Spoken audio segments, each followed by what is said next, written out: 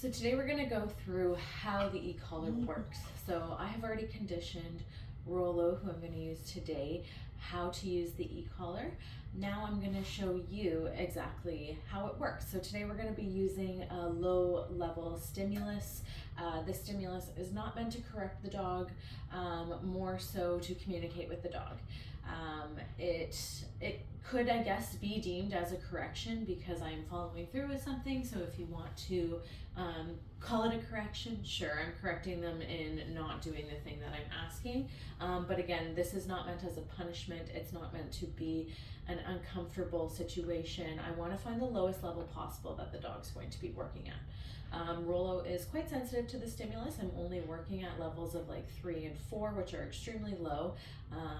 Those levels will change when we go into different areas of different stimuli. So outside, around other dogs, Rollo is quite reactive to scooters. So scooters would need a much higher level of stimulus to be noted on the dog because she's in a higher state of mind. So today I'm just going to give you the pattern of how the e-collar works. So the e-collar is going to be used as a reinforcer. So if I've asked my dog to do a command, we're going to use the command place right now. But if I ask my dog to do the place command, immediately after I want to be using the e-collar to follow through. When the dog does the command, the e-collar comes off. So the dog has learned how to turn off e-collar pressure. E-collar pressure can be very much similar to leash pressure. So if you're somebody who is really good at your dog's leash pressure when you're doing leash drills and stuff, the e-collar can actually be used in a similar fashion. So if I'm turning and I turn and the dog's walking that way and the leash pressure goes on, that should be a signal to my dog that I'm communicating. I can do the same thing with the e-collar. So if I'm turning and my dog's walking that way, at the same time that the leash would happen, the e-collar pressure is happening. When the dog comes back into my heel, that's when the e-collar pressure would come off. So the dog starts learning, oh, when I do the thing that my owner's asking, that stimulus goes off. So they're kind of working to turn that off. And again, I'm not using high level stimulus, high level correction. The dog would not work for that. The dog would shut down. So it's really important that I am assessing how it feels for my dog. How is my dog responding to the levels that I'm using right now? All of this is really important when I'm doing the e-collar.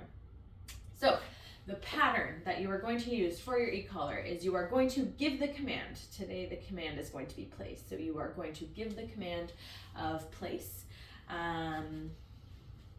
Place. You're going to move on. The next step is to apply the stimulus. Now, when I give it to you in steps, it seems like I could be like place and then button. These things all happen really quickly. Do they happen in an order?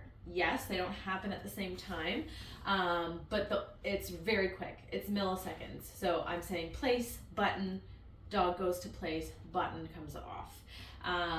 So command, e-collar stimulus, dog does the command, stimulus turns off. So that is the pattern. Command, stimulus, dog does the command, stimulus off. So you want to start getting familiar with that pattern because the pattern is going to be the same all the time. When I ask my dog for a place, I follow through. If I ask my dog for a sit, follow through. It can be applied to any command. So that's a pattern that you're going to want to get used to, a pattern you're going to want to practice, a pattern that you're going to think about, because the more accurately that I can do anything in training, the better outcomes I'm going to start to get, the better progress I'm going to start to see, and the quicker that I'll start to see the progress. So I will always say that 5 minutes of messy training isn't better than 1 minute or a couple reps of really clean, good training. That's where you'll start seeing the progress that you want to see. So I'm just going to use Rollo here. Break. Good. So I'm going to show you how this works. I always use a leash in the beginning, especially when the dog's learning. Rollo's been on the e-collar now about 4 days. So I am still going to use leash because I haven't put her in all of the scenarios yet. So I want to make sure that the behaviors are proofed and really good before I take off the leash, because the e-collar doesn't have a direction. So when I put the stimulus on, when a dog is learning, they don't know which direction to go. They don't know which way to go. So that's where the leash comes in. I like to use it for leash pressure as well, should the dog get confused. Because what I want to avoid in all of this is confusion. And it can be very confusing learning something new in a different language. So, roll a place. Good. Break. Good job. So, I'm going to show you with my button here. Come here. Good. Oh, big stretches. Ready? Ready? Roll a place. Good. Good. So what happened was I set it. I clicked. You'll see on here that it clicks. She goes to the place bed. As soon as she gets there, I turn it off. Roll a break. Yes. Good. Good. Roll a place.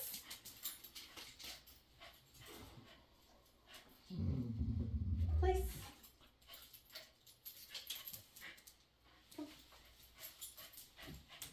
So she's getting a little bit uncomfortable with Knox, and that's fine.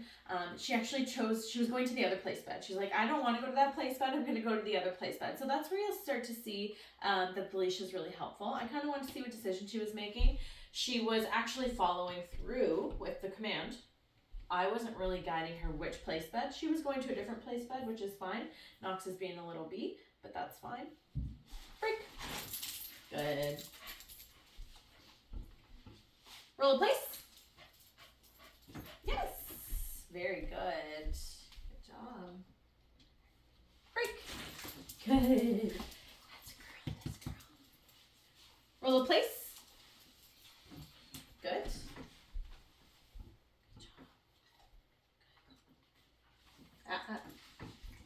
So place means stay there till I release you.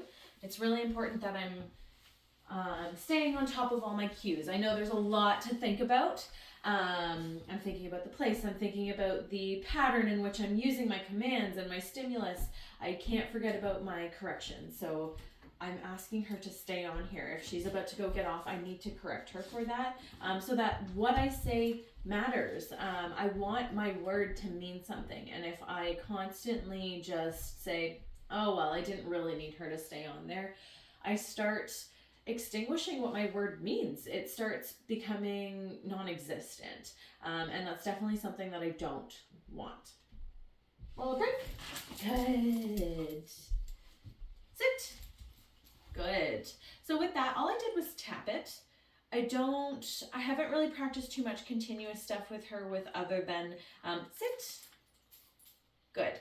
Other than place and heel.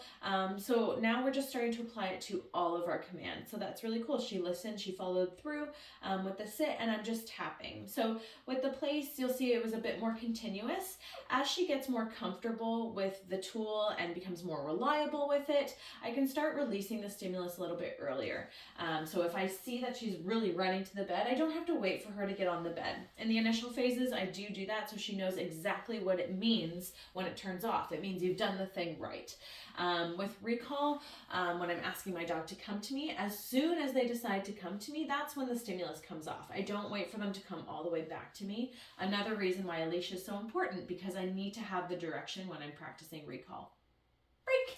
Very good. That's a good girl. Roll a place. Good.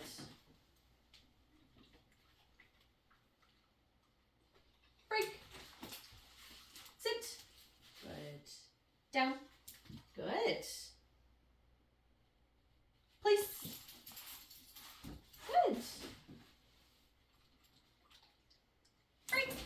That's very good, honey. That's a good baby.